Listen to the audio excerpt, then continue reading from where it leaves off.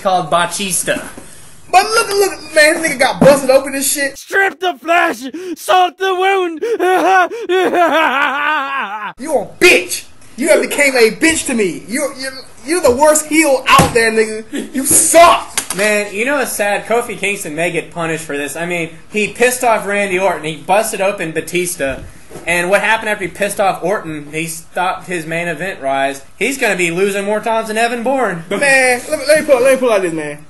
Batista, Randy Orton, I hate to say this, but y'all some bitches, man. Y'all can't take shit. You get a stinger. You get one goddamn stinger, and you get out there and you say, "Oh man, we gotta stop these niggas from rising up against us, man. We can't lose up that entire nigga, man. Fuck y'all, man. Man, Randy Orton, you fucking fired Mr. Kennedy. Y'all got goddamn Mr. Kennedy fired. You some bitches, man. I didn't even like Mr. Kennedy, but now in TNA, I actually like Mr. Ken Anderson. I mean. Kennedy's character. I mean, I've read this somewhere that John Cena and Randy Orton said to you, "Y'all some bitches, man. Y'all want to face a real nigga, dog. You don't get a ring with a real man, dog." And plus, Kennedy's more of a danger to himself than to you. Exactly. I mean, he's what? How many times he's gotten injured? Like what? 3 or 4 times? Yeah. Didn't he get injured before he left WWE? Yeah. Yeah. See. So he's more of a danger to himself than he is to his opponents, and it's their loss because one of the best things on TNA is Angle and Kennedy because Kennedy is just he's like walking that line of too much and cool. Like when he went out there with a cap on, impersonating Kurt Angle. That was funny as hell. I was on the toilet and I pushed too hard and I broke my freaking neck. I mean, he even talked about the most mundane things, and I broke my neck. He's like Kevin Nash in tearing his quad. I wouldn't bend down and tied my shoes. And I broke my neck. Kevin Nash would be like, I bent down to tie my shoe, and I tore my freaking quad. But I love Scott Hall's nickname for him, Big Sellout.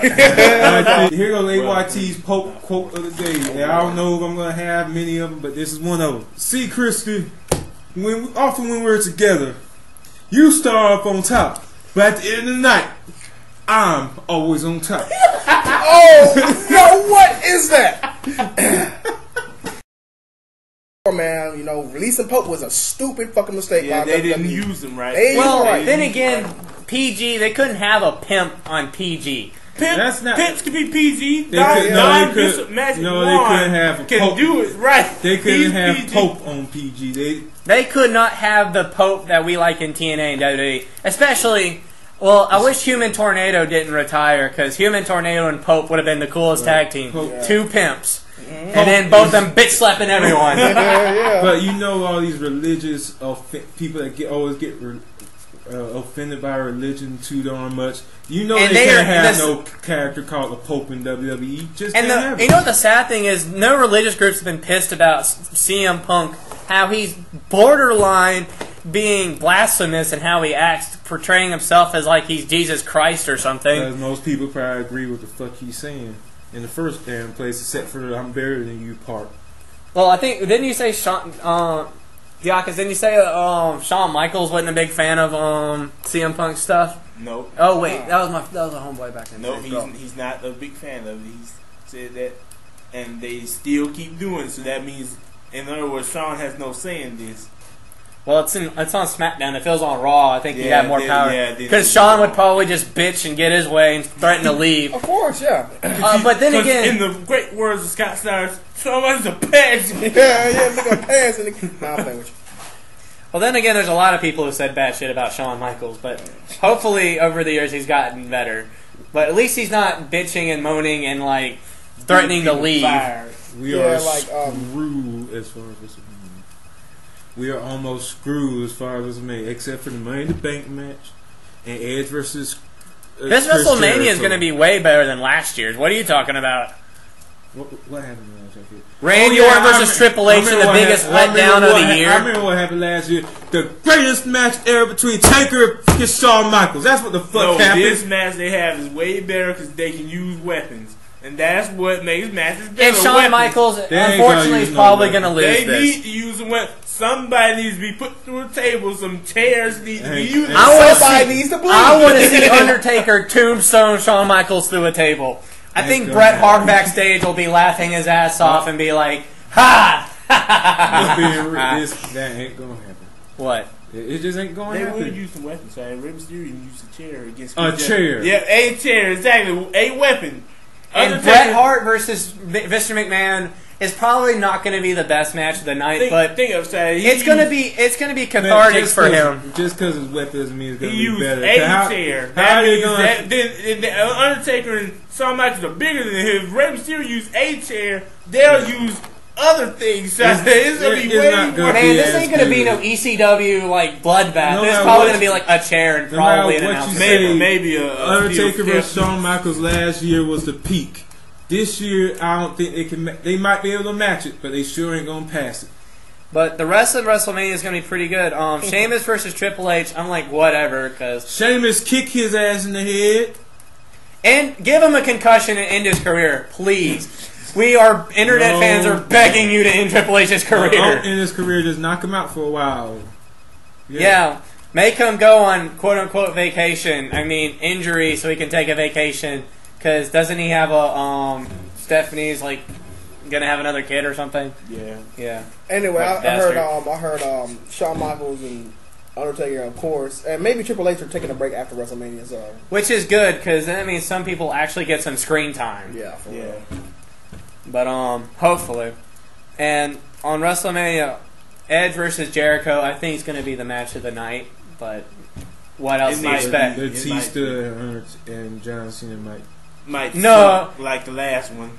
It either will suck or it will just be you wanna know why it passable. sucked last time? Because John Cena got injured? That was an after effect. I've talked about before. Because when they made the match, it was it. 2 weeks prior to the darn pay-per-view. You can't hype something up after 2 weeks.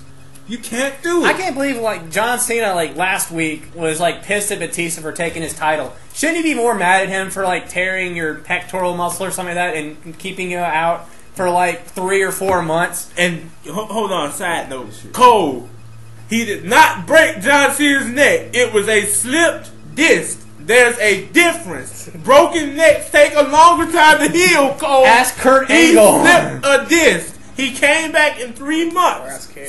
He did not break his neck, Cole. And Batista, you didn't break his neck. You know damn well you did. So stop spewing that crap out of your mouth. But still, shouldn't John Cena be more pissed at Batista for that, not taking his title? I mean, but both of them held it enough times. I mean, from a storyline perspective, I think it's a culmination of the two.